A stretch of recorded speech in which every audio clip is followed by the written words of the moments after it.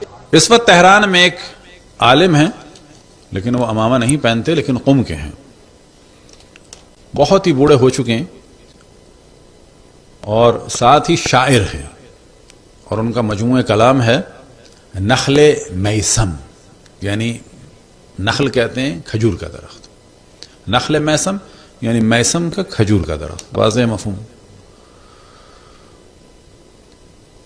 اور ان کا نام ہے غلام رضا سازگار، کافی بزرگ ہو چکے ہیں، اور ساتھ میں جو اصل خصوصیت ہے وہ مصائب پڑھنے میں بہت ہی ان کی شہرت ہے، اور اب گو کہ وہ عالم دین ہیں، لیکن وہ مشہور ہیں روضہ خوان کے نام سے۔ روضہ خوان عام طور پہ مراد ہوتی ہے یعنی مصائب پڑھنے والے، جیسے کہ اگر آپ سرائکی یا پنجاب کی بیلٹ میں چلے جائیں تو جب کہا جاتا ہے کہ یہ ذاکر ہے تو وہ جو اردو میں ذاکر کے معنی ہے وہ نہیں ہے وہاں پر، وہاں ذاکر کے معنی ہے یعنی مصائب پڑھنے والا۔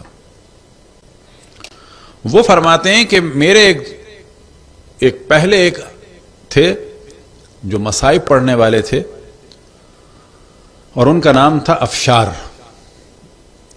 اب یہ بوڑھے ہیں، یہ ذکر کرنا ہے ایک اور بزرگ کا کہ جو پہلے دنیا سے جا چکے ہیں، کہ خداوند تبارک و تعالیٰ نے سب کے درجات کو بلند سے بلند فرمائے۔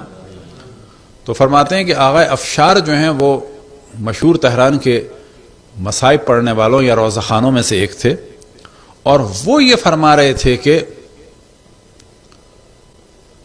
میری ایک دفعہ ٹانگ میں چوٹ لگی،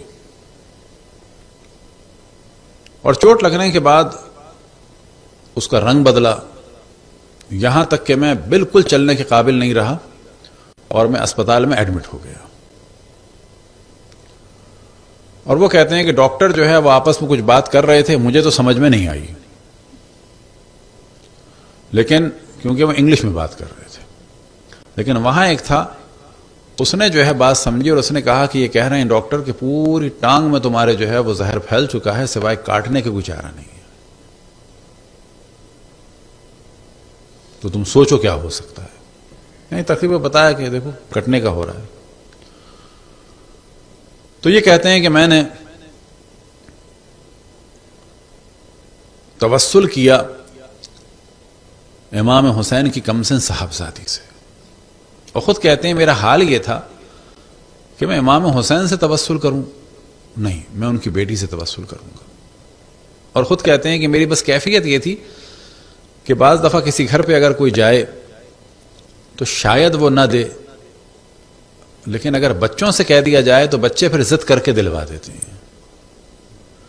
اور وہ خود کہتے ہیں وہ میرے دل میں یہ تھا کہ جس طرح سے بعض بچے اپنے باپ کی انگلی کو پکڑ کے ضد پوری کراتے ہیں، بس میں اس وقت توسل کروں گا امام حسین کی صاحبزادی سے کہ بس ضد کر کے اپنے بابا سے مجھے شفا لے دو، بس ان کا ہاتھ پکڑو اور کسی طرح سے لے آؤ۔ وہ خود کہتے ہیں بس میں نے کہا کہ ان کی انگلی پکڑ کے جو ہے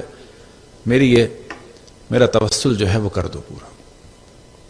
وہ کہتے ہیں اس کے بعد میری آنکھوں میں آنسو تھے، اور میں نے صامت بروجردی کے اشعار پڑھنا شروع کیے۔ صامت بروجردی کی قبر آج بھی بروجرد میں ہے، ایک پارک میں کہ جس کا نام ہے صامتیہ۔ پہلے وہ قبرستان تھا، اس کا کچھ حصہ پارک بن چکا ہے، وہاں پر ان کی قبر ہے۔ تقریباً 113 یا 114 سال پہلے دنیا سے رخصت ہوئے ہیں، اور ان کا مکمل نام تھا مرزا محمد باقر صامت، لیکن صامت ان کا تخلص تھا، اور یہ زیادہ مشہور ہے، ان کا دیوان بھی ہے۔ اور وہ دیوان کیا ہے؟ یعنی پورے مدح اہل بیت میں اور مصائب اہل بیت ہیں خصوصاً، یعنی صامت تقریباً جیسے کہ ایران میں کاشانی اور صامت، اور یہ چند ہستیاں جیسے ہمارے امیر انیس اور امیر دبیر، کہ ان سب کے درجات کی بلندی کے لیے بر محمد والے محمد صلی اللہ علیہ وسلم۔ وہ کہتے ہیں کہ میں نے بس توسل کے لیے اشعار پڑھنا شروع کیے صامت کے۔ اب کیونکہ خود بھی یہ روضہ خوان تھے، مصائب پڑھنے والے تھے، تو ایران میں مصائب اشعار میں پڑھے جاتے ہیں، بلکہ اگر اچھا ذکر خیر ہو جائے، علامہ رشید ترابی رضوان اللہ تعالیٰ علیہ کہ اللہ ان کے درجات بلند سے بلند فرمائے، اگر کوئی ان کے مصائب دیکھے تو کچھ اس میں نثر ہوتی تھی اور کچھ اس میں اشعار ہوتے تھے، میر انیس کے خصوصاً۔ تو یہی روش جو ہے وہ ایران میں ہوتی تھی پہلے۔ تو وہ کہتے ہیں کہ میں نے بس توسل کیا حضرت سکینہ سے، اور اس کے بعد جو ہے وہ اشعار پڑھنا شروع کیے۔ کس کے اشعار پڑھنا شروع کیے؟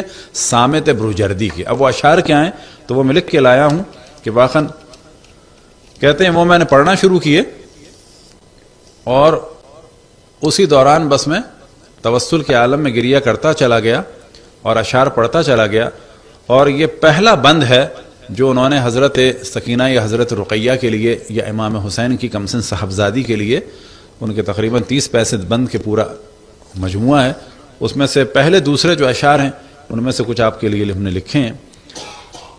بود در شہر شام از حسین دختری، کہ شام کے ایک شہر میں حسین کی تھی ایک بیٹی، آسیہ فطرتی، فطرتاً وہ آسیہ جیسی تھی۔ اشعار واقعاً بڑے اچھے ہیں۔ فاطمہ منظری، شکل و صورت اور منظر میں وہ فاطمہ جیسی تھی۔ پالی مریم، مریم کی روش پہ چلنے والی تھی۔ ثانی ہاجری، ہاجرہ کی ثانی تھی۔ یہاں سے انہوں نے توسل شروع کیا۔ آپ دیکھیں اشعار کیا ہے۔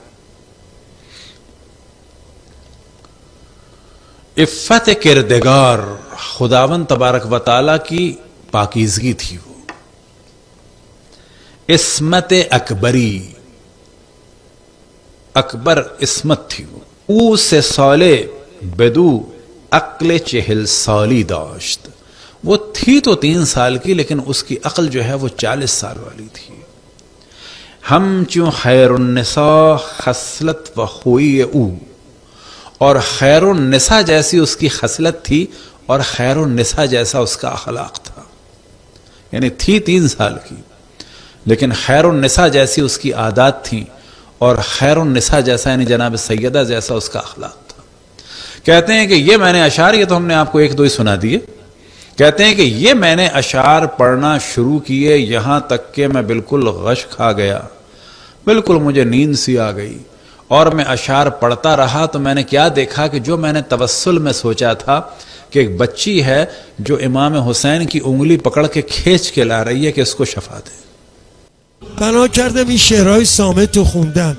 او در شهر شام از حسین دختری، آسیه فطرتی، فاطمه منظری، تالی مریمی، ثانی هاجری، او 3 ساله بود و عقل 40 ساله داشت. اور آغا سازگار کہتے ہیں کہ جن کے بچے ہیں وہ اس منظر کو ذہن میں رکھیں کس طرح سے بچے بعض دفعہ ضد کر کے بعض کام کراتے ہیں۔ تو کہنے لگے میرے ذہن میں یہی تھا، تو میں نے یہی دیکھا کہ وہ امام حسین کی انگلی پکڑ کے لا رہی ہے کہ اس کو شفا دیں۔ کہتے ہیں کہ میں پھر کیا ہوا مجھے پتہ نہیں چلا، لیکن جب مجھے ہوش آیا تو آپ جانتے ہیں کس حال میں ہوش آیا ہے۔ کہتے ہیں کہ میں کھڑا ہوا تھا اور اشعار پڑھے جا رہا تھا یہی صامت کے۔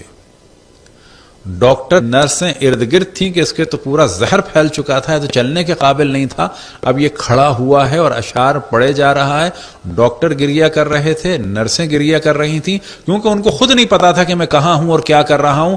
بالکل ایک آدمی اس طرح سے مدوش کھڑا ہوا ہے، اشعار پڑھے جا رہا ہے، آنکھوں سے آنسو جاری ہیں، اور جس ٹانگ سے وہ چل نہیں سکتا تھا اور دونوں ٹانگوں کی اس کی حالت عجیب کہ کھڑے نہیں ہو سکتے، اب وہ بستر سے اتر کے کھڑے ہوئے اشعار پڑھ رہے ہیں، اور جتنے لوگ ارد گرد تھے سب وہ گریہ کر رہے تھے۔ اس دوران جب کہتے ہیں مجھے ہوش آیا تو مجھے تعجب تھا کیا ہوا، تو پھر مجھے احساس ہوا کہ صامت شاہرودی کے اشعار پڑھ رہا ہوں، لوگ سامنے گریہ کر رہے ہیں، اور میری یہ حالت دیکھ کے تمام لوگ گریہ کر رہے تھے۔